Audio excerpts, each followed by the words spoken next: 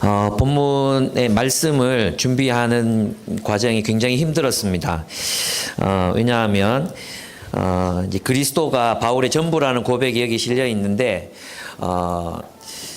이 바울의 마음이 제게 잘 이렇게 내 마음처럼 잘 느껴지지 않아서 굉장히 고통스럽고 또 괴로웠던 것 같습니다. 그러나 이제 이 말씀을 다시 묵상하면서 내게 그리스도가 어떤 분이신가 또 어떤 분이셨는가가 다시 떠오르기 시작했습니다. 그리고 또 그 그리스도가 또 선명하게 정말 나를 사랑하시는 분이시구나, 또 내가 위에서 살아가야 될 나의 전부이시구나 하는 사실들을 다시 확인하면서 제 마음이 또 기쁨을 회복하고 있는 것 같습니다. 예수 그리스도는 바울의 전부였습니다. 예수 그리스도는 그리스도인들의 또 전부여야 합니다. 이 바울은 그리스도를 위해서 온전히 그의 생에 전부를 드렸습니다. 그리스도를 위해 살았고 그리스도를 위해서 죽었습니다. 저는 이 본문을 공부하면서 바울은 어떻게 그렇게 할 수 있었을까? 바울이기 때문에 그랬나? 우리는 보통 그렇게 생각하잖아요. 바울은 위대한 하나님의 사도였으니까, 바울은 특별한 사람이니까 그랬을 거야 라고 생각할 수 있습니다. 그러나 바울도 우리와 똑같은 성정을 가진 사람이었고, 그도 죽음이 두려웠고, 그도 이 땅에서의 삶을 살아가는 것이 녹록지 않은 그런 사람이었을 것이 분명합니다. 사실 바울은 예수를 언제 처음 만났냐 하면, 이건 확인해 봐야 되는데, 많은 사람들이 바울이 예수를 못 봤다고, 만나지 못했다고 이렇게 얘기하거든요. 근데 제 생각으로는 바울이 이제 예루살렘에서 가말리엘의 문화에서 수학을 했기 때문에 예수님의 사건이 예루살렘에서 그냥 묻혀지거나 작게 일어난 일이 아니었잖아요. 그래서 예루살렘에 사는 모든 사람들이 예수를 알았다면 바울도 예수님을 알았을 것이다. 아마도 그 예수님의 말씀을 듣기 위해서 몰려든 군중들의 모습이나 또 예루살렘 성전에 들어가서 성전을 뒤엎으시면서 성전의 타락을 꾸짖으셨을 때 그러한 모습들과 또 행동들을 바울이 전혀 모르진 않았을 것이다. 그리고 바울의 가르침을, 예수님의 가르침을 바울이 어느 정도 전에 듣고 있었을 거라고 생각이 들어요. 근데 이것은 이제 확인을 해봐야 돼요. 좀 여러 책들을 읽으면서 다시 한번 좀 확인해 볼 그런 부분이기는 합니다.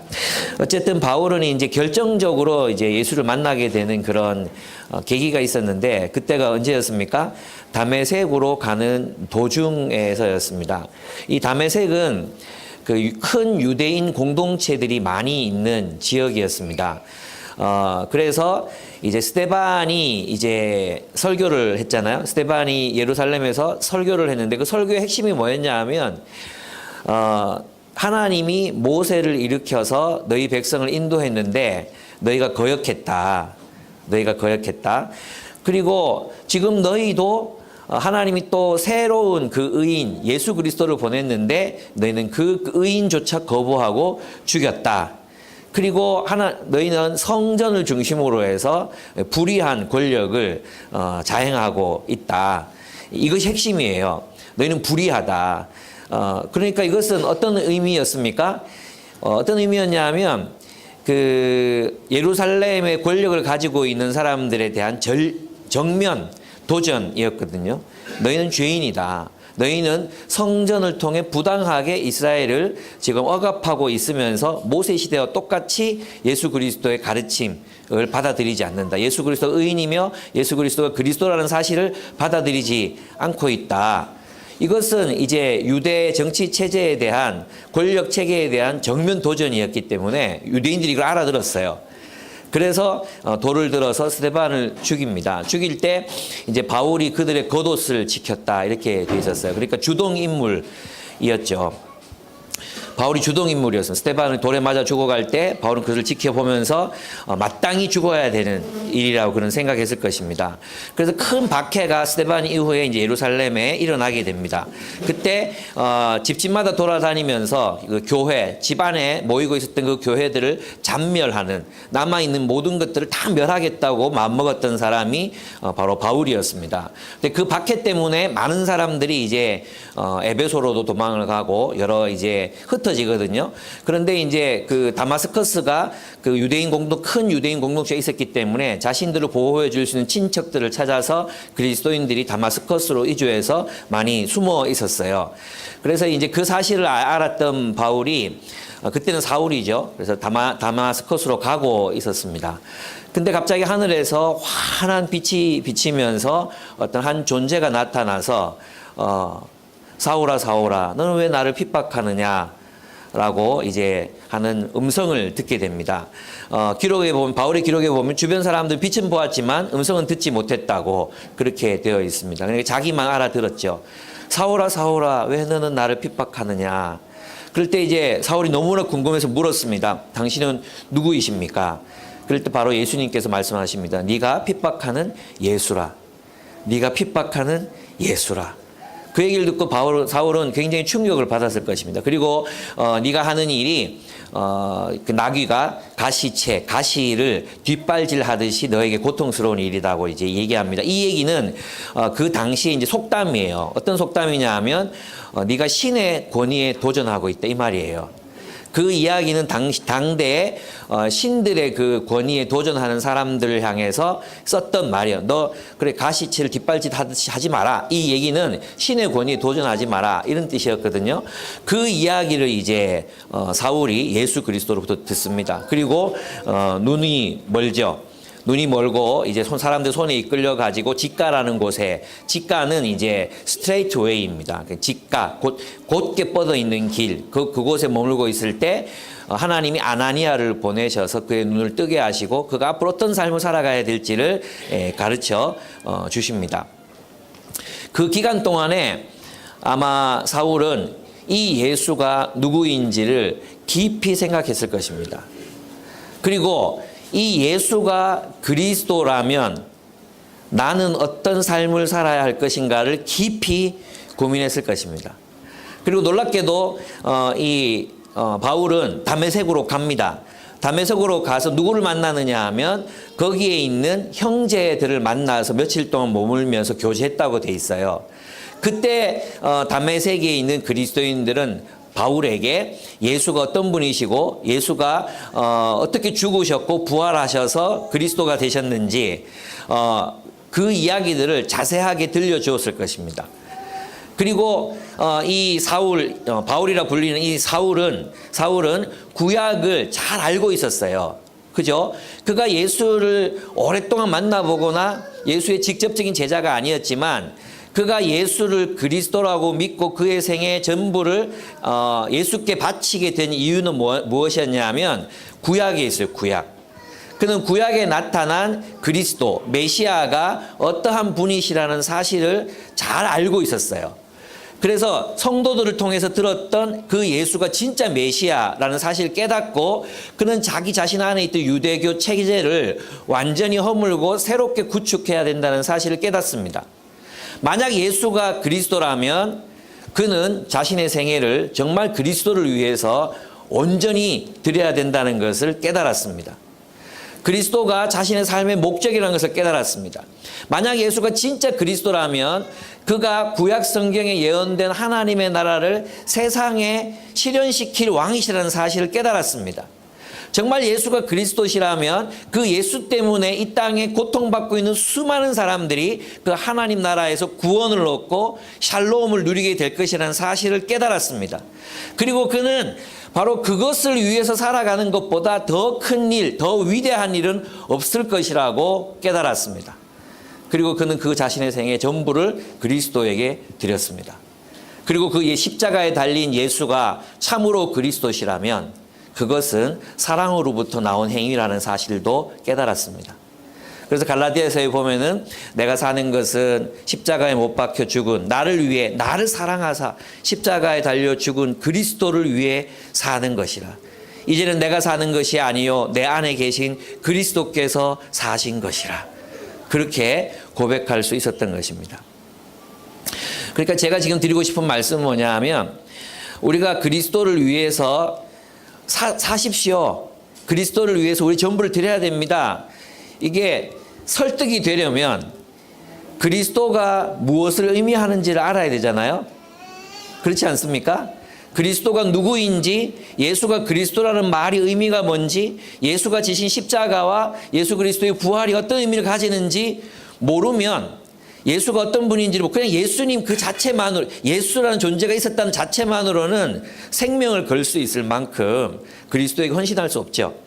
그런데 바울은 예수가 그리스도라는 사실을 그 이야기를 들었을 때 그것이 무엇을 의미하는지, 그가 어떤 왕이신지, 어떠한 일을 이루시기 위해서 하나님 보내신 하나님의 아들이시자 왕이신지를 그 깊이 깨달을 수 있었기 때문에 그는 그리스도에게 자신을 드릴 수 있었던 것입니다.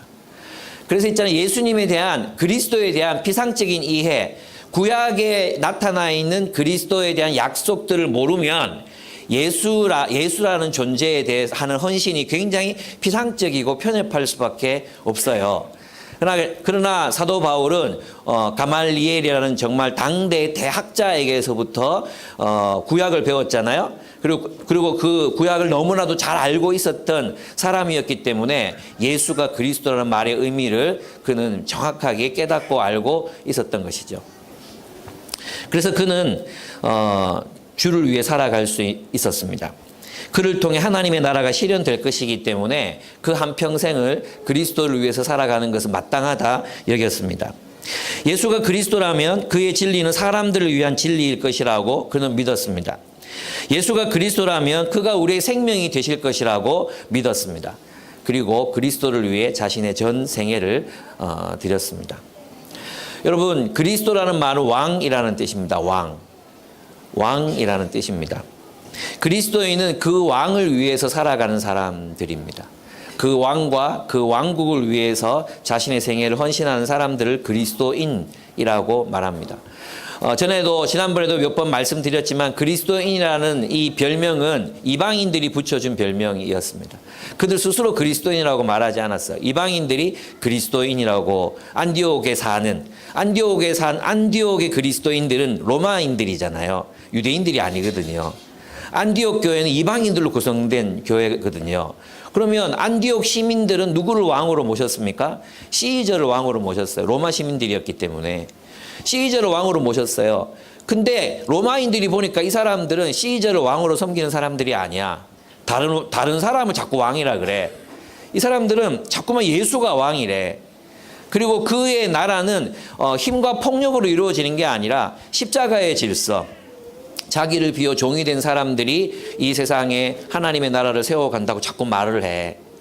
그래서 그들에게 붙여준 이름이 다른 왕을 따르는 사람들이라고 해서 그리스도인이라는 별명을 가지게 되는 것입니다.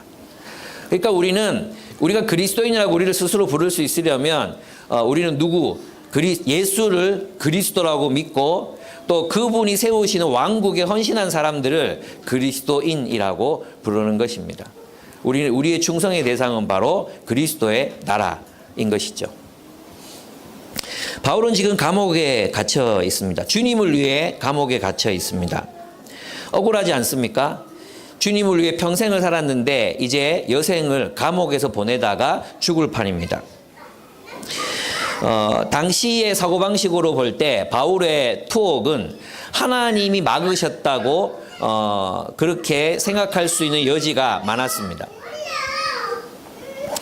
당시 사고방식으로 볼 때 사람들은 하나님이 바울의 전도를 막았다고 생각할 수 있습니다. 왜냐하면 바울이 전하는 복음이 더 이상 영향력이 생기면 안 되니까 하나님께서 바울을 감옥에 집어넣으셔서 이제 막으셨다. 바울의 경쟁자들은 그렇게 생각하고 또 그렇게 말하고 또 그들이 이제 전하는 그리스도가 그들이 생각하는, 그들이 옳다고 믿는 그 그리스도를 전하는 기회가 생겼다고 그들은 생각했을 것입니다.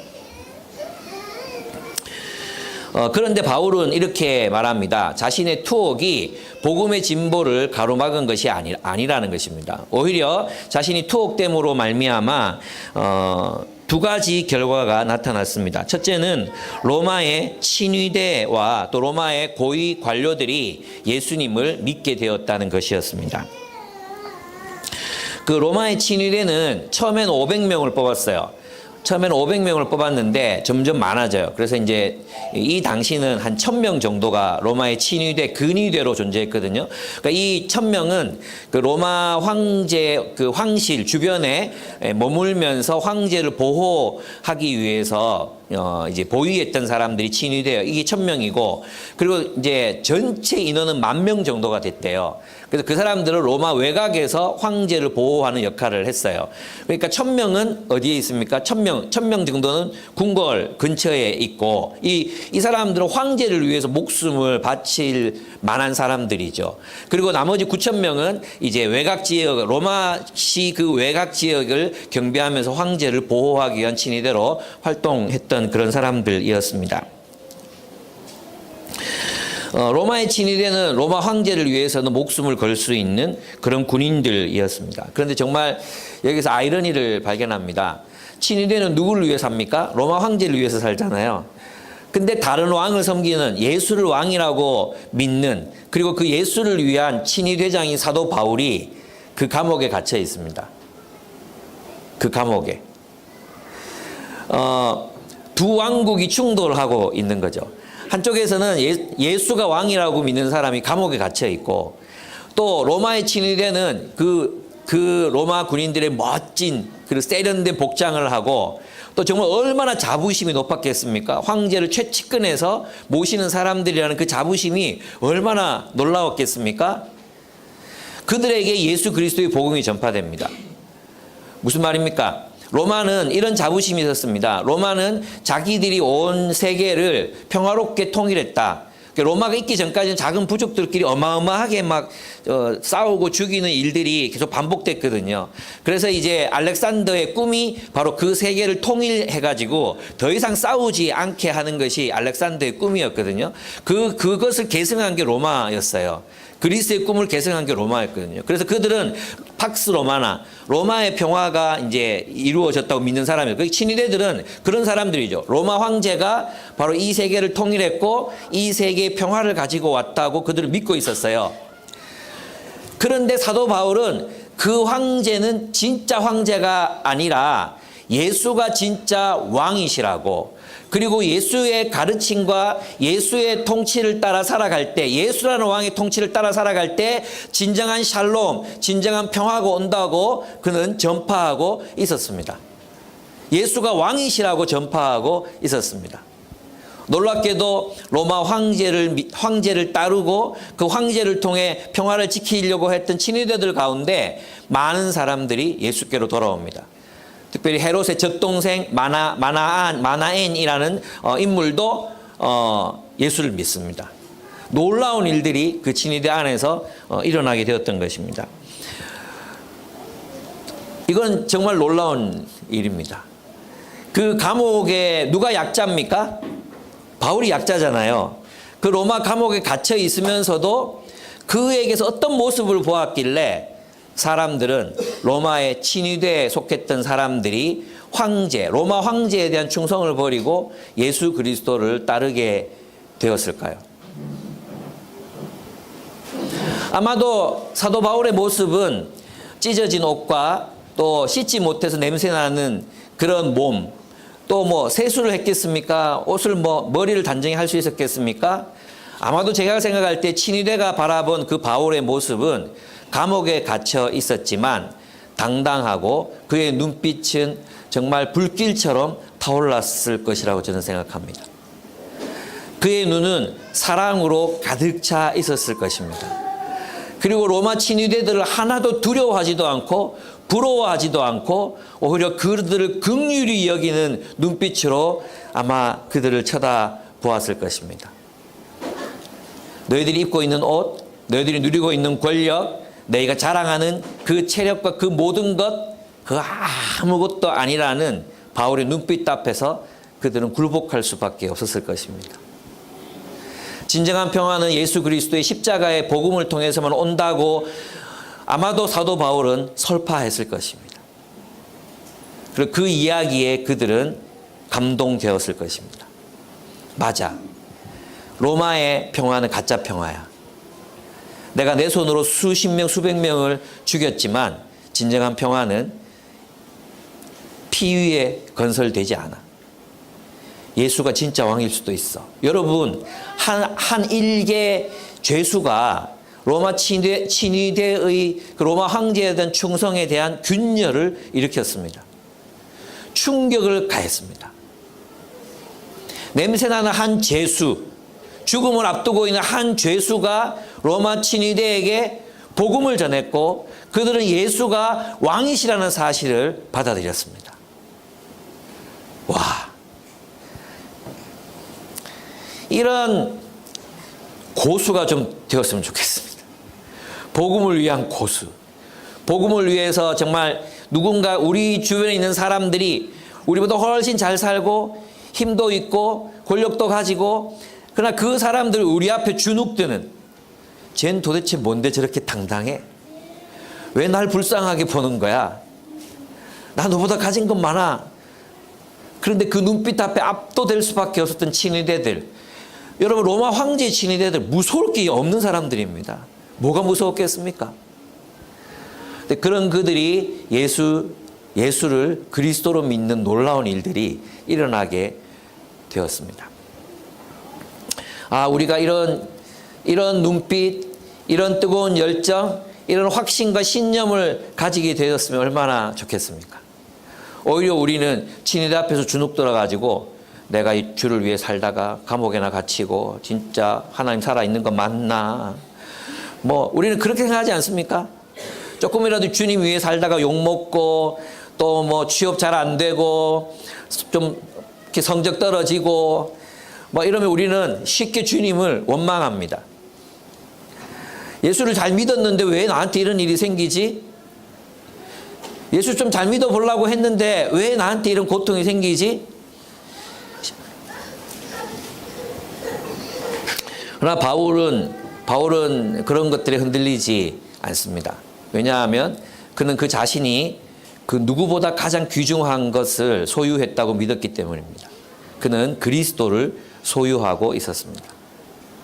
그는 그리스도라는 왕, 예수라는 왕에게 충성을 다하기로 이미 결단한 존재였습니다.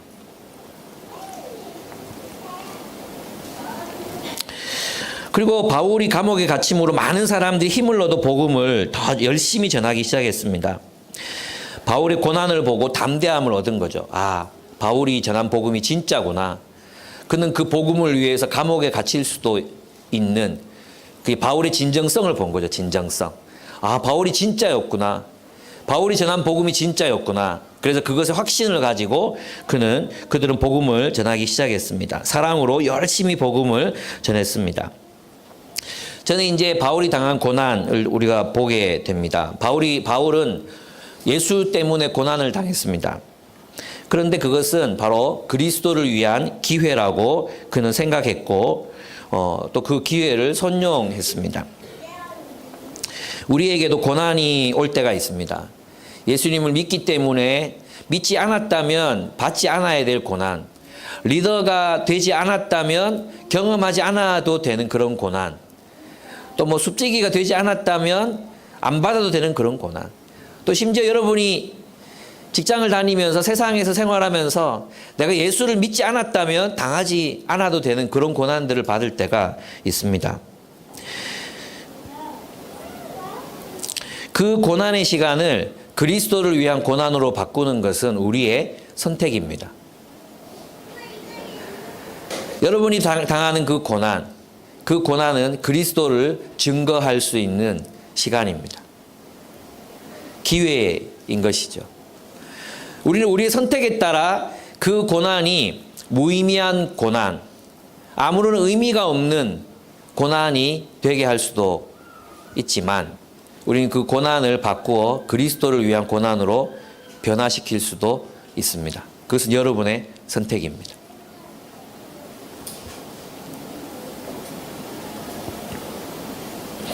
예수를 위해 살다가 고난이 올 때 우리의 반응은 왜 이런 일이 나에게 일어나는 겁니까?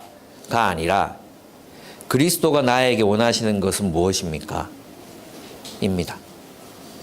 여러분이 그리스도를 따르고 교회를 섬기고 하나님을 위해 살다가 어려움이 닥칠 때 우리가 물어야 되는 질문은 하나님, 내가 그리스도를 위해서 이곳에서 할 수 있는 일은 무엇입니까? 하는 것입니다.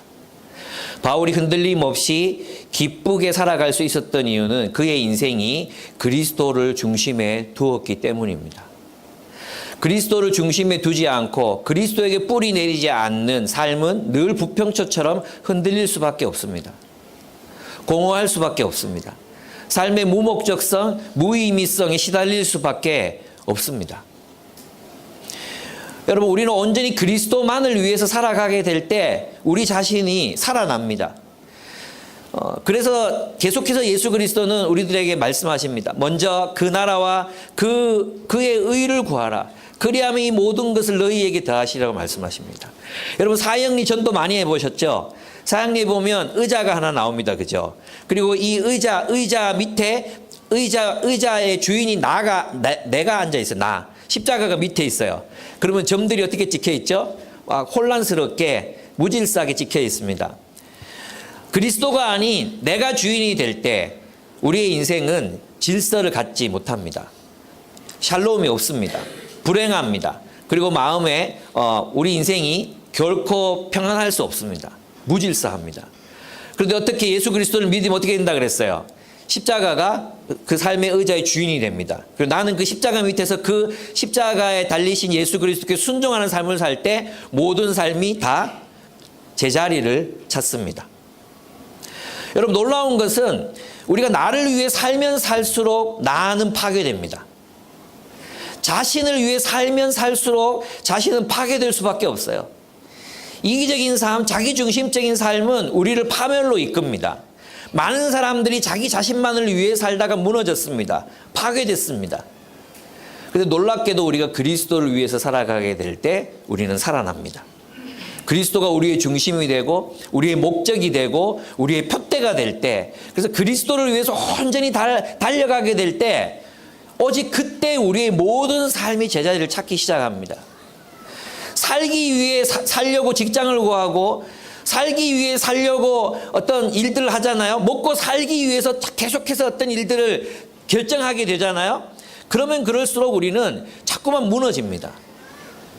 근데 놀랍게도 그리스도를 위해서 우리의 모든 삶을 결정하고 그것을 향해서 달려가게 될 때 모든 것들이 제자리를 찾게 되는 걸 경험하게 됩니다.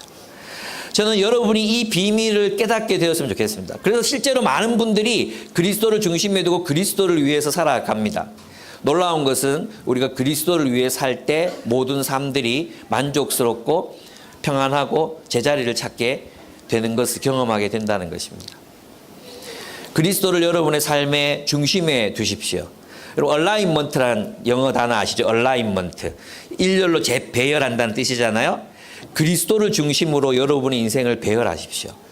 그러기 전에는 우리의 인생은 계속해서 어떤 힘든 일들, 또 어떤 부조화, 또 우리 자신이 파괴되는 것들을, 계속 무너지는 것들을 경험할 수밖에 없습니다.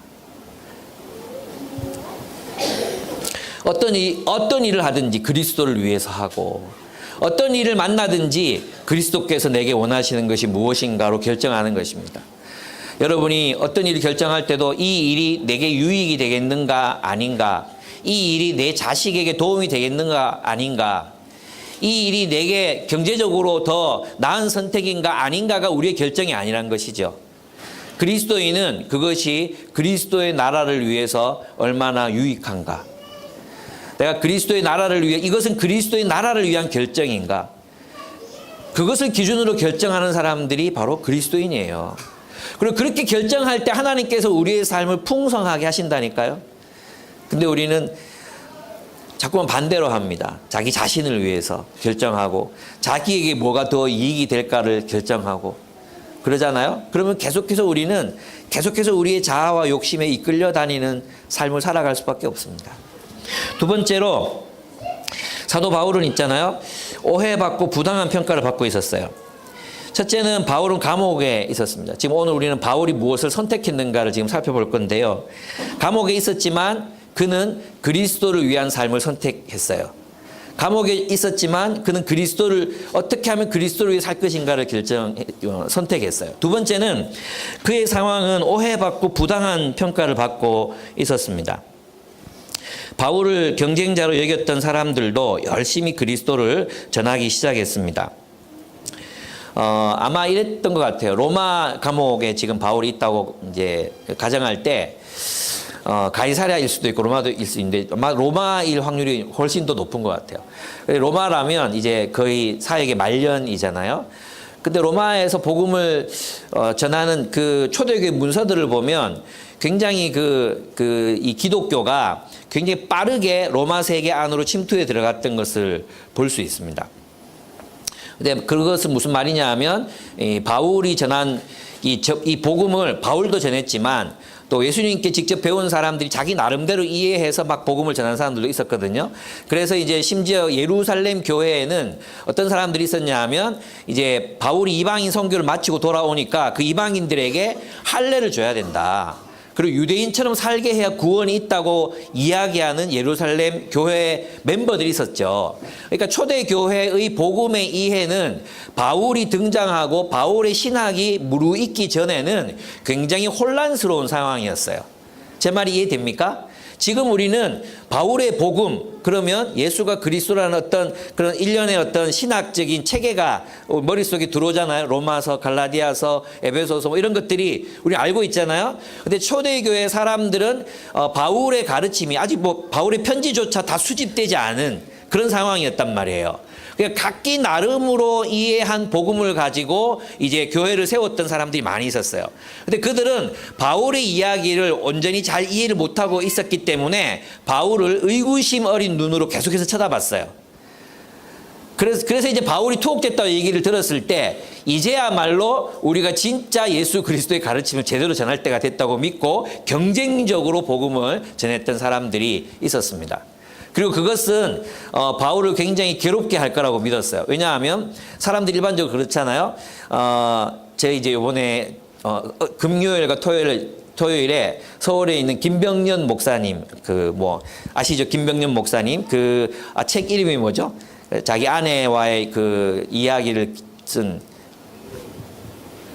바람 불어도 좋아란가? 예. 어쨌든 그런 책도 쓰시고 하셨던 선배님이시거든요. 저보다 한 살 많아요. 근데 그분도 IBF 간사를 그만두고 이제 교회를 개척하셨거든요. 근데 이제 우리 서로 바라보면서 이제 처음 물었던 게 뭐냐 하면 막 좀 몸이 많이 부해지셨네요. 뭐 이런 얘기 서로 하다가 서로 얘기하다가 몇 명 모이냐고. 그분은 14년 됐고 우리 17년 됐거든요. 몇 명 모이냐고. 진짜 우리 교회랑 너무 비슷해요. 규모도 비슷하고 아이들 숫자도 비슷하고 우리보다 조금 더 늙었더라고요. 그리고 우리가 더 가능성이 많지. 그러면서 이제 비슷하기 때문에 이제 안심이 되더라고요. 만약에 그 교회가 막 지금 1000명 모인다 그러면 내 마음에 나는 뭐 하고 있었지? 서울로 올라가 버릴까? 뭐 이런 여러 가지 생각이 들기, 이게 인간적인 마음이잖아요. 왜 경쟁업체 있잖아요. 저 경산에도 경쟁업체가 있고 여러 경쟁업체가 있는데 다른 사람들 교회가 막 커지고 성장했다는 거 하나도 안 부럽거든요. 근데 동료 간사님들이 막 잘 된다는 얘기 들으면 거기는 왜 잘 되는데? 우리는 왜 안 되는데 그 중에 우리가 제일 잘 되고 있긴 하지만 어쨌든 이런 것들이 내 자부심이 되잖아요. 그러니까 바울의 경쟁자들은 바울의 그 크고 깊은 어떤 인간성 이걸 이해를 못하는 거죠. 자기 수준의 투사를 하고 있는 거예요. 자기들은 그런 게 기분 안 좋거든. 자기들은 바울의 교회가 커지는 게 굉장히 질시의 대상이 되거든. 그러니까 꼭 지 수준에서 남을 이해하는 거죠. 이걸 보고 뭐라 그래요? 투사라고 하잖아요. 투사. 자기 수준에서 남을 내가 이런 걸로 기분 나쁘니까 쟤도 이런 걸로 기분 나쁠 거야. 이렇게 믿고 열심히 복음을 막 전한 거예요. 이걸로 바울이 굉장히 기분 나빠할 거야. 바울이 싫어할 거야. 우리가 막 이제는 커져야지. 이런 경쟁심을 가지고 이제 복음을 전한 사람들이 있었습니다. 그런데 바울은 어떤 결정을 합니까? 여러분 있잖아요. 여기서 참 저는 이 구절이 이 본문에서 너무 좋았어요. 18절을 보시면 그렇지만 어떻습니까? 거짓된 마음을 하든지 참된 마음을 하든지 어떤 식으로 하든지 결국 그리스도가 전해지는 것입니다. 나는 그것을 기뻐합니다. 앞으로도 또한 기뻐할 것입니다. 이렇게 되어 있죠. 그러니까 지금 사도 바울은 이게 저절로 기뻐진 게 아니라 뭘 했다는 거예요? 그리스도가 전파되는 것을 기뻐하기로 선택했다는 것입니다. 그래서 기쁨은 우리 안에서 저절로 우러나는 감정이 아니에요. 그건 행복감이죠, 행복감. 행복감은 조건이 채워지면 그냥 행복해져요, 그죠? 맛있는 음식을 먹으면 행복해지고 강아지의 꼬리 흔드는 꼬리를 보면 행복해지고 고양이의 앞발을 보면 행복해지고 그런 거 있잖아요. 예쁜 걸 보면 행복해지고 그런 거지만 기쁨은 그런 게 아니에요. 기쁨은 선택이에요, 선택. 의지적인 선택으로 나타나는 결과예요. 사도 바울이 감옥에 갇혔을 때 우리 이렇게 생각하죠. 사도 바울이기 때문에 감옥에 가도 그저 기뻤을 것이야. 그 감옥의 축축한 흙바닥에서도 그는 다 바울이니까 행복했을 거야. 바울은 무슨 감각이 다릅니까, 우리랑? 바울도 밥 안 먹으면 배고파요. 바울도 감옥에 혼자 있으면 외로워요. 바울도 그 지방에 밤이 춥잖아요. 바울도 밤에 옷 안 입고 있으면 추워요. 그죠? 바울도 자신의 경쟁자들이 그렇게 자기를 좀 괴롭히려고 막 복음을 전하고 있다는 소식을 들었으면 그냥 저절로 기뻤겠습니까? 아닙니다. 아니에요. 바울은 결정한 거예요. 그리스도가 전파되는 것을 내 기쁨으로 삼겠다. 그것을 나의 기쁨으로 선택하겠다. 그래서 기쁨은 선택이에요, 선택. 여러분 있잖아요. 칼 바르트나 그 이후에 이제 많은 분들이 얘기하는 게 뭐예요? 우리의 본성은요. 우리의 본성은 어떻습니까? 우리의 본성은 진리를 기뻐하지 않습니다. 우리의 본성은. 그래서 우리 그리스도인은 본성대로 사는 사람이 아니에요. 변화된 마음으로 사는 거죠. 그리스도께서 우리 안에서 일으키신 변화, 그 변화된 마음, 변화된 목표, 변화된 것들을 기뻐하기로 선택하는 그 마음으로 사는 것입니다. 그것이 훈련되다 보면 우리는 이제 정말 그리스도가 전파될 때 기뻐할 수 있는 그런 존재가 됩니다. 그렇습니다. 그렇게 바울의 기쁨은 자연스럽게 흘러나온 것이 아니라 그래, 이 일로 그리스도가 전파된다니 얼마나 감사한 일인가. 예수가 그리스도로 전파되는 곳에 하나님의 나라가 세워질 것이다. 그것을 하나님을 영광스럽게 하고 사람들을 행복하게 할 것이다. 그것을 그는 받아들일 수 있었기 때문에 기뻐할 수 있었던 것입니다. 그래서 고난이 올 때 특별히 여기서 어떤 고난입니까? 사도 바울을 오해하고 있잖아요. 바울을 사도로도 인정 안 해. 이 사람 아직까지 바울이 사도권이 막 인정되고 확보되고 이런 때가 아니거든요. 사도 바울이 복음 전하는 걸 탐탁지 않게 생각해. 사도 바울이 틀렸다고 말해. 네가 틀렸다고 말해. 그리고 사람들이 공격해. 이런 몰이해, 오해, 그리고 편견에 가득 찬 어떤 그런 시선, 이런 것들이 사도 바울도 괴로웠어요. 그러나 그는 그것으로 괴로워하지 않겠다고 결단하는 거예요. 그리고 오로지 그리스도의 복음이 전파되는 그것만을 기뻐하기로 그는 선택했던 것입니다. 우리가 그렇게 그리스도를 선택할 때 우리는 기쁨으로 이 인생을 살아갈 수 있습니다. 내가 내린 모든 결정들, 내게 다가오는 모든 상황들이 그리스도와 연결되어야 합니다. 그러면요, 그렇게 되는 것 같아요. 처음에는 저도 이제 목회를 하다 보면 그런 일들을 많이 겪잖아요. 오해도 받고, 또 내가 했던 말들이 또 똑바로 전달 안 되고, 뭐 이럴 때도 많고, 또 뭐 저한테 물어보면 되는데 자기들끼리 막 얘기하다가 전혀 엉뚱한 이야기로 막 해석돼 있고 이럴 때가 진짜 많거든요. 그럴 때마다 찾아가서 누가 나한테 얘기해 주면, 목사님 진짜 그랬어요. 이렇게 정말 저는 물어봐 주면 좋겠어요. 목사님 정말 그랬어요. 그렇게 말했어요. 그러면 했으면 했다 그러고, 미안하다. 나 좀 솔직하거든요. 내가 그랬다 그래 미안하다. 이러면 하면 되는 거고, 아니었으면 아니 나 안 그랬거든. 이러면 되는 거고. 그런데 계속 뭔가 막 돌아다니는데 뭔지 모르겠어. 알게 됐는데 내가 아는 척하면 안 돼. 그런 상황 있잖아요. 바울도 똑같았어요. 바울도. 그런 수많은 오해들이 있었거든요. 수많은 편견들이 있었거든요. 근데 바울은 어떻게 합니까? 그리스도가 전파되는 것으로 나의 기쁨을 삼겠다라고 결정하는 거죠.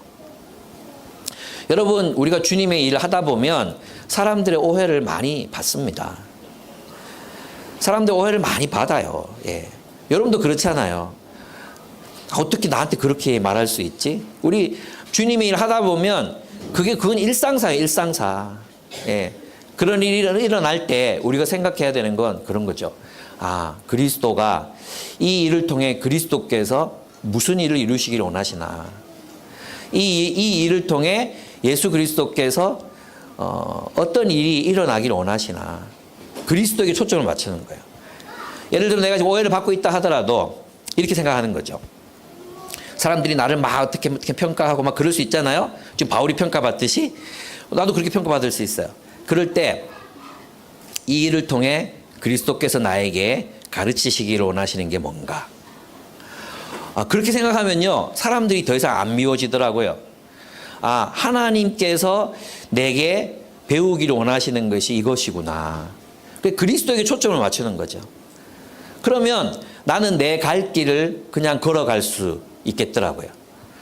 근데 있잖아요, 뭐 오만 어떤 이런 바울이 겪었던 수많은 이런 오해들을 바울이 막 그 마음 쓰고 막 그 일에 막 매이고 막 어떻게 어떻게 나를 괴롭히려고 복음을 전할 수 있지? 나를 얼마나 미워하면 나를 괴롭히려고 복음을 전하지? 진짜 나쁜 새끼들. 막 여기에 막 빠져들어갔으면 사도 바울은 아무것도 못하죠. 사도 바울의 위대한 점이 무엇입니까? 그런 내적 고뇌가 있다 할지라도 결정을 하는 것입니다. 내가 그리스도로 인하여 기뻐하리라. 내가 그리스도가 전파되는 것으로 기뻐할 것이다. 그리고 앞으로도 그리스도가 전파되는 이런 방식으로 나는 선택하며 살아가겠다. 그것이 사도 바울을 강하게 일으켜 세웠습니다. 우리도 그랬으면 좋겠습니다. 사람들이 좀 뭐 오해하면 어떻습니까? 또 사람들이 좀 몰라주면 또 뭐 어떻습니까? 그죠? 사람들이 좀 몰라주면 또 뭐 어떻습니까? 또 뭐 어떻게 좀 어떤 부정적인 평가를 좀 받아도 또 뭐 어떻습니까? 우리가 모든 사람들에게 이해받을 수 없다는 게 제가 이제 55년을 살아보고 난 뒤의 결론이에요. 예. 안 그렇습니까? 마누라도 나를 다 모르는데 나도 아내를 다 모르고 다 압니까? 여러분, 남편과 아내가 지금 수십 년 살아온 남편과 아내들에게 묻습니다. 여러분, 서로가 서로를 완전히 이해합니까? 이해합니까? 안 돼요. 이해가 안 돼요. 왜 요즘도 그렇잖아요. 요즘도 왜 저렇게 말하지? 이해가 안 돼요. 예, 이해가 됩니까? 아무도 없네. 근데 우리를 살맛대고 안 사는 사람들이 내 깊은 생각을 어떻게 알겠습니까? 오직 주님만 아시지. 그런 거죠. 그래서 이제 우리는 그래, 하나님 아시면 됐다. 이게 이제 우리에게 생겨야 되는 거예요. 하나님 아시면 됐다. 그리고 하늘 우러러보고 하나님 아시죠? 힘들 때 한번 하늘 우러러보고 하나님 당신은 아시죠? 그러면 하나님 뭐라 그러세요? 아무 말 안 하세요. 아무 말 안 하시면 그래 안다 이렇게 알아들으세요. 말해야 합니까? 푸른 하늘이 우리한테 말해주지 않습니까? 그래 내가 다 안다. 내가 다 알지. 왜 몰라 임마. 내가 안다. 그럴 때 우리는 이 길을 걸어갈 수 있어요. 사람들과 관계에서 일희일비하고 마음 상하는 건 맞아요. 그죠? 거기에 매이면 우리는 이 길을 걸어가기가 어렵습니다. 예. 오직 그리스도만이 영광을 받으신다. 이제 최근에 재밌는 얘기 하나 들었는데, 제가 아끼던 친구가 교회를 이제 몇 년 전에 교회를 나갔어요. 교회를 나갔는데 그 교회 전도사님을 만났거든요. 어쩌다가 만났는데 누구 아십니까? 이러는 거예요. 그 친구가 이제 IBF 후배 목사였는데 평소에 저를 존경한다고 만나고 싶었다고 이제 와서 이제 얘기를 하는 거예요. 그래서 저 평소에 존경하는 사람들이 많더라고요, 저를. 만났는데 이분이 하는 얘기가 누구 아십니까? 묻더라고요. 그래서 누구 알지요? 그러니까 아, 그 형제 있잖아요. 그 교회, 큰 교회, 대구에서 큰 교회, 아주 큰 교회예요. 청년부 몇백 명 모이는 교회예요. 그 교회, 우리 교회 와가지고요, 1년 만에 청년부 회장 됐어요. 이러는 거예요. 그렇지. 우리 교회 나간 사람이 1년 만에 회장 될 정도면 우리 숲지기들은 6개월 만에 이 대구 지역 모든 교회를 점령할 수 있다, 우리가. 그래서 그분이 하셨던 얘기가 뭐냐면, 목사님 대단하세요. 이러는 거예요. 처음에는, 야, 좀, 이 두 가지 복잡한 마음 드는 거 아십니까? 근데 기분 좋게 생각하기로 했어요. 예. 우리 교회 나간 사람이 그 정도면 남아있는 사람은 얼마나 대단하겠습니까? 그죠? 제가 이렇게 진짜 많은 교회를 가보지만 하나님 왜 우리 교회를 자꾸 이렇게 좋은 사람들로 자꾸 채워주실까? 이유가 있는 것 같아요. 요번에 제가 그 이유를 좀 깨달은 것 같은데, 다드림 교회 가서 느꼈던 게 뭐냐 하면, 그 목사님하고 대화를 나누는데 교회마다 노령화 문제가 심각한 거예요. 그러면 어떤 교회가 필요할까요? 어떤 교회가 필요하냐 하면, 정말 이제는 씨앗이 될 수 있는, 좋은 씨앗이 될 수 있는 교회들, 작은 교회들이지만 성장할 수 있는 교회들, 생명력 있는 교회들이 많이 생겨나는 게 필요한 거죠. 숫자가 중요한 게 아니지. 그리고 이번에 우리 사경회 했었잖아요. 사경회인데 그 목사님께서 하셨던 말씀이 뭐였냐 하면, 부흥이 지나가고 난 뒤에 쇠퇴기가 찾아오는데 이 쇠퇴기에 사람들이 자꾸 다시 또 다른 부흥을 찾는다는 거예요. 근데 부흥은 오지 않는다는 거예요. 그런 식의 부흥은 오지 않아. 그러면서 교회는 성숙해 가는 과정을 밟아야 된다는 얘기를 하시더라고요. 그러면서 이제 그때는 성도들이 말씀을 찾게 된다고. 그래서 지금 일어나고 있는 현상들이 뭐냐 하면, 성경을 성경대로 본문을 잘 가르치는 교회를 찾아서 많은 사람들이 옮기고 있는 거죠. 재편되고 있어요. 재편. 그래서 저는 제 마음에 드는 확신이 뭐냐 하면, 우리 교회는 이런 뭐라 그러죠? 모판 있죠, 모판. 모판에 보면 이제 벼 같은 거 이렇게 막 심잖아요. 그럼 좋은 모들이 막 생겨나잖아요. 근데 그 모는 크지 않아요. 그 모는 열매가 막 많이 달려있지 않습니다. 언제 쓰러질지, 언제 이게 뿌리 뽑혀서 죽을지 모르는 그 연약한 모습을 가지고 있습니다. 그죠?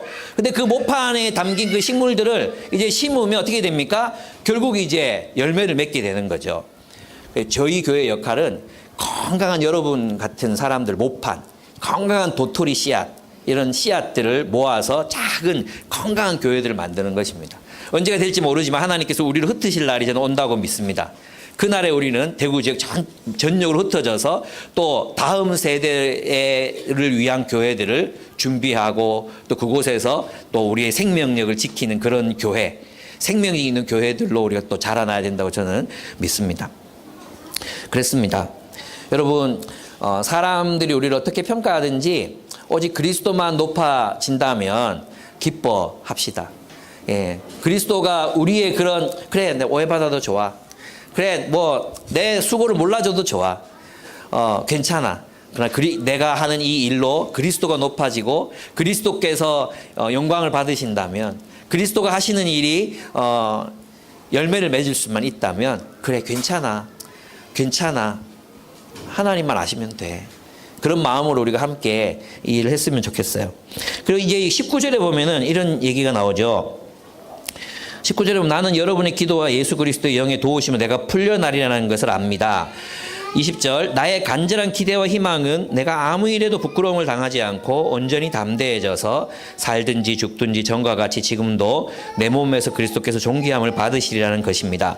이 부분이 이제 이 빌립보서 이 부분에서 가장 어려운 부분이에요. 한번 보십시오. 19절, 나는 여러분의 기도와 예수 그리스도의 영의 도우심으로 내가 풀려나리라는 것을 압니다. 세 번역이죠. 개역개정이 어떻게 되어 있습니까? 성령의 도우심으로 내가 구원을 얻으리라는 것을 압니다. 이렇게 되어 있어요. 그러니까 세 번역은 어디에 초점을 맞췄냐 하면, 그 감옥에서 풀려나는 데 초점을 맞춰서 소테리아, 풀려난다는 단어가 원래 소테리아거든요. 이 소테리아는 구원이라는 단어예요. 구원. 그러니까 이 소테리아는 감옥에서 풀려난다는 개념보다는 구원받는다라는 개념이 더 가까워요. 그러면 앞뒤 문맥을 한번 잘 이제 구원이라는 단어로 한번 소테리아를 생각해 보면 이렇게 돼 있어요. 나의 간절한 기대와 희망은, 이 사도 바울의 간절한 기대와 희망이 뭡니까? 뒤에 나오잖아요. 내가 아무 일에도 부끄러움을 당하지 않고, 이렇게 돼 있죠. 이때 이 부끄러움을 당하지 않는다는 표현이 뭐냐 하면, 내가 하는 일의 정당성을 입증 닦는다 이런 뜻이에요. 이건 욥이 했던 고백이거든요. 내가 부끄러움을 당하지 않을 것을 안다. 이 말은 뭐냐면 내가 하나님 앞에서 거룩하고 의롭게 살았다는 것을 하나님이 입증하실 것이다 이런 뜻이에요. 그래서 이 사도 바울이 지금 내가 부끄러움을 당하지 않고 온전히 담대해서 살든지 죽든지 전과 같이 내 몸에서도 그리스도께 존귀함을 받으시라는 것입니다. 이 얘기는 뭐냐 하면 부끄러움을 당하지 않는다. 나는 내가 하는 일이 내가 전하는 이 복음이 그리스도의 복음이 온 세상에 널리 전파되고 그리스도께서 나를 통해 존귀케 되시리라는 사실을 나는 확신한다. 이 말이잖아요. 그게 소테리아예요. 소테리아. 그래서 그 소테리아에는 사도 바울이 감옥에서 풀려난다는 개념, 풀려난다는 생각, 믿음, 확신 거기에 덧붙여서 그가 복음 전하는 그 일이 확실하게 열매 맺을 것이라는 확신이 포함된 단어가 소테리아예요. 그래서 이런 말이죠. 나는 내가 하는 일이, 그러니까 여러분의 기도와 예수 그리스도의 영, 성령의 도우심으로 복음이 그리스도가 존귀케 되실 것이라는 사실을 나는 믿습니다. 이게 내가 풀려나리라는 것을 믿습니다. 나는 내가 구원받으리라는 것을 믿습니다라는 말의 올바른 의미라고 할 수 있습니다. 그래서 그의 간절한 기대와 희망은 무엇입니까? 주님이 존귀케 되는 것입니다. 내 몸을 통해 내 몸에서 그리스도께서 존귀함을 받으시라는 것을 압니다. 이 말은 그래서 그가 죽든지 살든지 죽게 되든지 살게 되든지 감옥에서 풀려나든지 풀려나지 못하든지 하나님의 복음, 그리스도의 복음은 온 세상에서 널리 퍼져나갈 것이고 그리고 그를 통해 하나님이 영광을 얻으실 것을 저는 믿습니다. 이런 의미입니다. 그러니까 사도 바울은 뭘 확신하고 있습니까? 세계 선교, 복음 전파, 복음이 실패하지 않고 온 세상에 전파될 것을 그는 확신하고 있습니다. 그래서 본문에서 보면은 21절부터 보면 그런 나는 이 둘 사이에 끼어 있습니다. 죽을지 살지 잘 모릅니다. 이거잖아요. 그러니까 지금 이제 사도 바울의 상황은 어떤 상황입니까? 미래가 불확실해. 그죠? 자신의 미래가 확실하지 않아요. 살지 죽을지 몰라요. 풀려날지 계속 감금당하고 있을지 모르는 그런 미래가 불확실한 상황 속에서 바울은 무엇을 결정합니까? 나는 내가 살든지 죽든지 그리스도께서 존귀하게 되는 삶을 선택하겠다는 것입니다. 내 미래가 보장이 되든지 살 보장을 받든지 살 수 없을지 난 알 수 없지만 정말로 중요한 것은 나를 통해 그리스도께서 존귀하게 되는 것이다. 다른 말로 하면 내가 직장을 구하든지 직장을 구하지 못하든지 내가 원하는 일을 하든지 하지 못하든지 내가 부자가 되든지 되지 못하든지 내가 결혼을 하든지 할 수 없든지 나는 내 생애를 통해 그리스도가 존귀케 되기를 원합니다. 그러니까 있잖아요. 그리스도를 자신의 삶의 목적으로 삼은 사람이라면 살고 죽고 부자가 되고 가난한 자가 되고 아무 상관이 없다는 것입니다. 바울이니까 이렇게 말하죠. 뭐. 그죠? 심지어 어떻게까지 얘기합니까?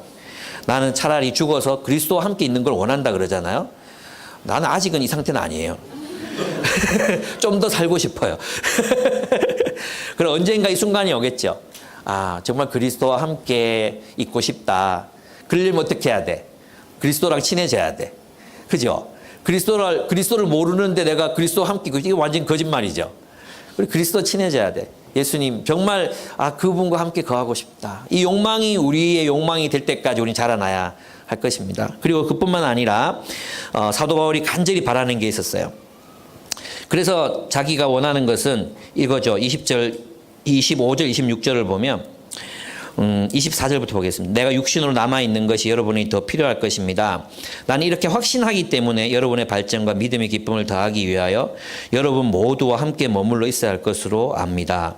내가 다시 여러분에게로 가면 여러분의 자랑거리가 그리스도 예수 안에서 나 때문에 많아질 것입니다. 이렇게 이야기합니다. 결국 바울은 무엇을 선택하기로 합니까? 있잖아요. 미래, 내 미래가 어떻게 펼쳐질지 보이지 않아요. 그죠? 그러면 내가 풀려나면 이렇게 살 것이고, 그리고 여기서 죽으면 이렇게 살 것이고 이게 아니에요. 우리는 보통 이럴 때 어떻게 기도합니까? 하나님, 나를 풀려나게 해주시면 나는 저 빌립보 교인들을 위해서 살겠습니다. 하나님, 나를 취직시켜 주시면 내가 대구에 남아서 대구에 좋은 직장을 주시면 내가 대구에 남아서 주를 위해 살겠습니다. 하나님, 나를 시집 보내주시면 나는 주님을 위해서 최선을 다해 살겠습니다. 우리 그렇게 기도하잖아요. 저도 마찬가지예요. 근데 사도 바울은 무엇을 선택하느냐 하면 살든지 죽든지 취직이 되든지 안 되든지 결혼을 하든지 못 하든지 대구에 남든지 못 남든지 나는 성도들을 섬기기 위해 살겠습니다. 약한 자를 돌보기 위해 선택하겠습니다. 우리 교회 그런 사람들이 많거든요. 내가 이 사람들 때문에 나는 계속 대구에 남기 위해서 시험 치고 하겠습니다. 내 삶이, 내 생명이 붙어 있는 이유는 바로 어린 형제들을 돌보기 위함입니다. 그게 사도 바울의 결정이었다는 거죠. 그래서 미래가 불확실할수록 우리가 선택해야 되는 건 생존을 위한 게 아니라 그리스도를 붙드는 것입니다. 저는 그게 현실적이라고 생각해요. 예. 왜냐하면 우리의 미래는 주님이 알고 계시잖아요. 주님이 붙들고 계시잖아요. 제가 어제 이제 그 남은 사람들하고 뭐 질문하고 뭐 이런 시간에서 앉아가지고 얘기하는데 그런 얘기 하더라고요. 그 목사님, 사모님 어떻게 만나셨어요? 이렇게 묻는 거예요. 제가 뭐라고 대답했는지 아십니까? 결혼하고 싶으면 열심히 기도해라 그랬어요. 결혼을 하고 싶어 하는데 기도를 안 해. 열심히 기도하라고. 우리 결혼 하나님이 시켜주시는 거잖아요. 그죠? 또 결혼 안 시키는 분도 하나님이세요. 그러니까 기도하세요, 기도. 예. 하나님이 원하시는 삶을 살면 됩니다. 그러니까 저는 이런 생각이 들었어요. 돈이 많든지 적든지 우리의 생활이 안정이 되든지 안 되든지 우리가 감당해야 될 것은 우리의 어린 형제 자매들을 돌보며 사는 것. 그것을 이제 사도 바울은 뭐라 그러냐면 27절에 보면 다음 주에 말하겠지만 여러분은 오로지 그리스도의 복음에 합당하게 생활하십시오. 그랬어요. 그게 뭡니까? 복음을 위하여 함께 서서 한 마음으로 복음의 신앙을 위해 함께 싸우며 또 어떤 일에서도 대적하는 자들 두려워하지 않는다는 소식을 듣는 것이다. 그렇게 말하고 있습니다.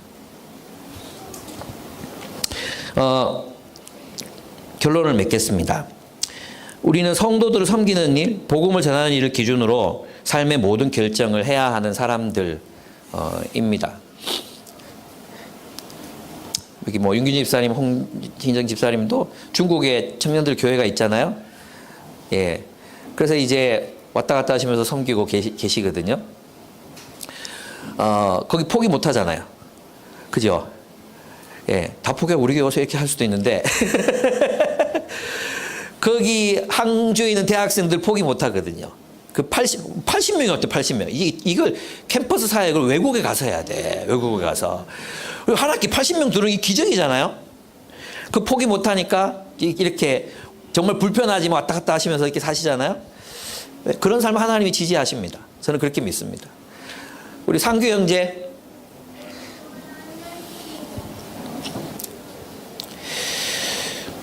그러잖아요. 자기 숲에 있는 사람들 돌보려고 또 시험 치고 또 시험 치고 그렇게 살잖아요. 나는 어떨 때 이게 이해가 안 돼요. 하나님, 아니 둘째도 생겼는데 이번에는 좀 돼야 되는 거 아닌가? 하나님 살아계신 거 맞나? 여러분 그런 생각 안 듭니까? 그런데 하나님이 이제 아시는 거죠. 그런 사람이 있어야 그 믿음이 빛날 거 아닙니까? 때가 돼서 하나님께서 또 극적인 순간에 인도하셔야 우리가 할렐루야 할 수 있을 것 같아요. 그래서 응원합니다. 기도하겠습니다. 하나님 선하신 분인 거 우리가 믿기 때문에 그렇게 기도할 겁니다. 저는 중학교 2학년 때 성령 체험을 했습니다. 그때는 막 산에다가 속 걸어 놓고 수련회 할 때였는데 우리 선배들이 담배도 잘 피고 술도 잘 마시는데 기도도 열심히 했어요. 그때는 그랬어요. 문제 아들이 많았어요. 아마 그 공집사님하고 장집사님 시대인데 그때 문제 아들은 나팔 바지를 입고 다녔어요. 나팔 교복, 나팔 바지 교복 기억나십니까? 예, 이런 거 바지 입고 예, 뺀질뺀질하게 입고 물 그런 거 입고 맨날 여자 꼬시고 다니고 이랬는데 수련회 가가지고는 얼마나 열심히 기도하는지 몰라요. 막 1시간씩 울면서 기도했어요. 그 모습이 정말 멋있어 보였어요. 그래서 저도 그 선배들 따라서 열심히 기도했어요. 막 열심히 기도하고 하나님 만나달라고 막 기도하고 그랬는데 근데 뭔지 모르겠는데 그 수련회를 갔다 오고 나서 제가 기도하기 시작했어요.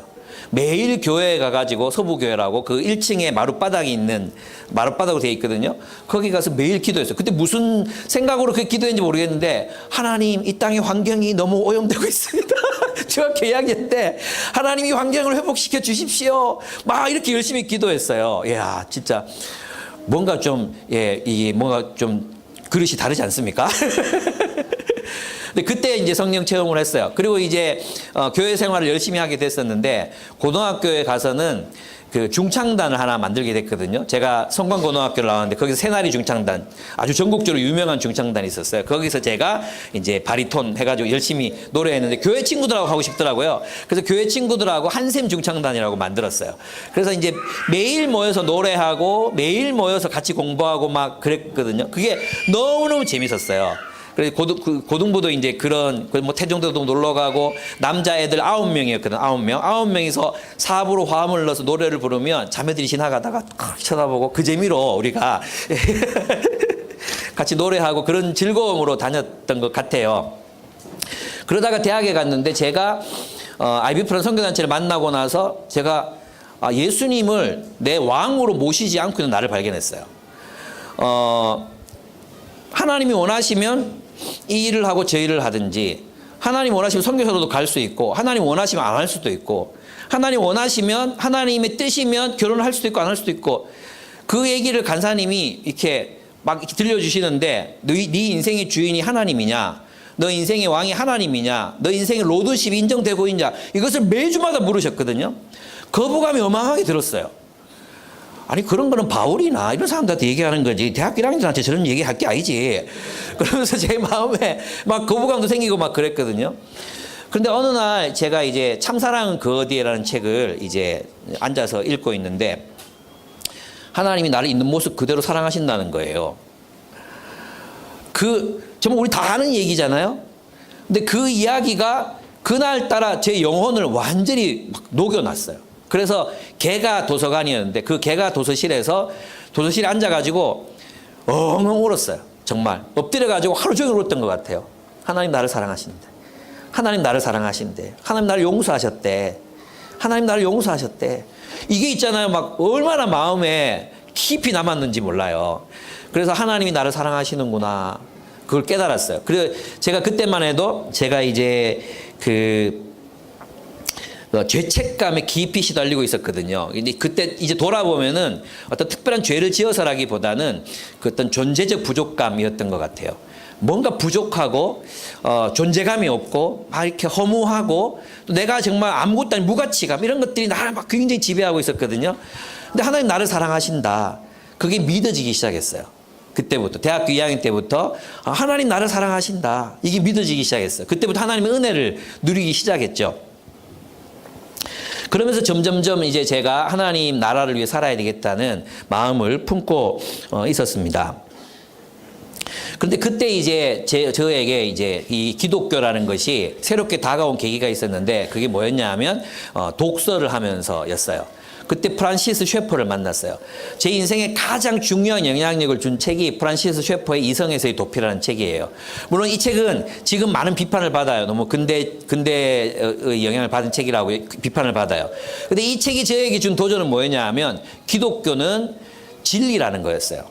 기독교가 그냥 종교 안에 머무는 것이라고 저는 생각하고 있었거든요. 그래서 늘 교회를 생각하면 좁고 답답하고 뭔가 그런 걸 생각했었는데 그 책이 저에게 해방감을 줬어요.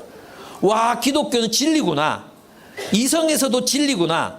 그리고 합리성을 가지고 있구나. 이게 저를 깨뜨렸어요. 그리고 그 다음에 만났던 책이 C.S. 루이스의 순전한 기독교라는 책이었어요. 한 3번을 읽었는데 한 개도 이해가 안 돼. 그때 내가 깨달았던 거는 내가 정말 무식하구나. 이걸 깨닫고 한 4-5번 읽으니까 이해가 되기 시작했어요. 아, 그러면서 기독교는 진리라는 사실이 제 가슴에 깊이 새겨졌어요. 그것이 얼마나 감동적이었는지 몰라요.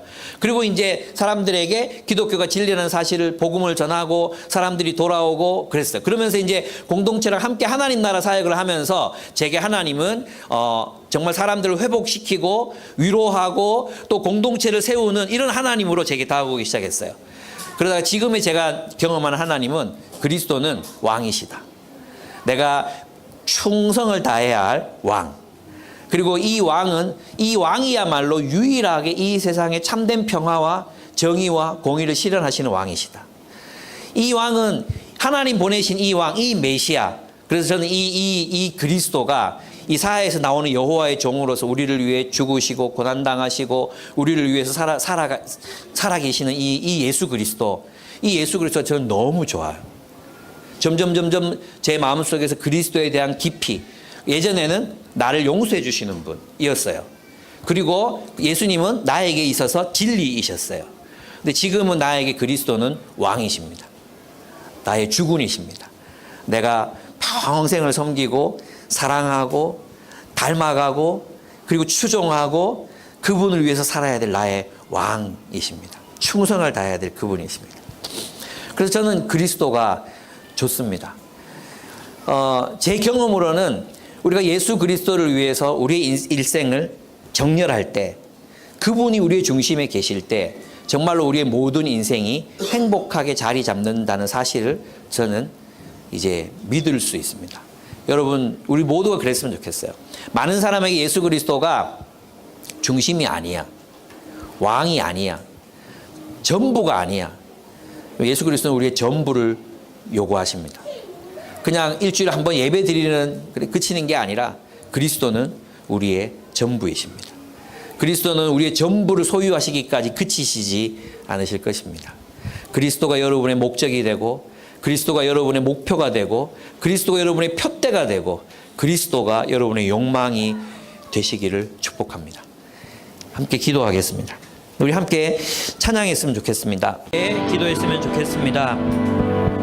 그리스도는 우리의 삶에 어떤 의미입니까? 사도 바울은 그리스도를 삶의 목적으로 선택하고 그리스도의 복음이 전파되는 것을 기뻐하기로 결단했습니다. 그는 그리스도께서 사랑하시는 성도들을 섬기는 삶을 살기 위해 결정했습니다. 그리스도는 우리에게 어떤 의미입니까? 그리스도는 당신에게 누구입니까?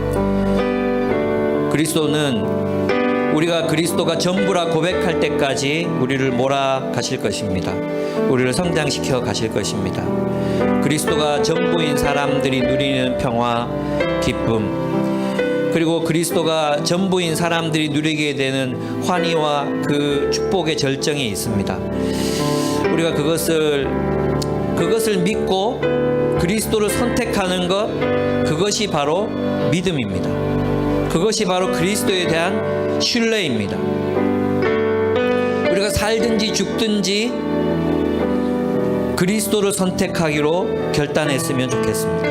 우리 시간 주님 앞에 하나님이 주신 말씀 가지고 나아가 기도하겠습니다. 기도하시겠습니다. 사랑이